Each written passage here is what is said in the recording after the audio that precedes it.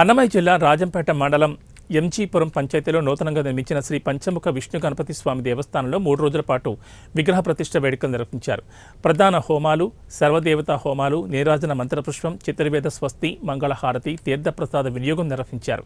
ఈ కార్యక్రమాన్ని వేద పండితులు భానుమూర్తి శర్మ నేతృత్వంలో నిర్వహించారు.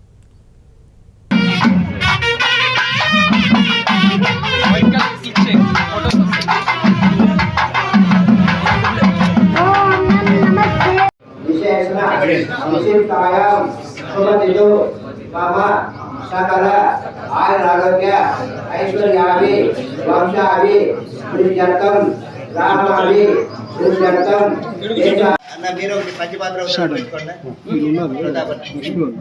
మీరు ఒకటి పెట్టుకోండి. వీళ్ళు ఉన్నారు సార్ అన్న వదిలే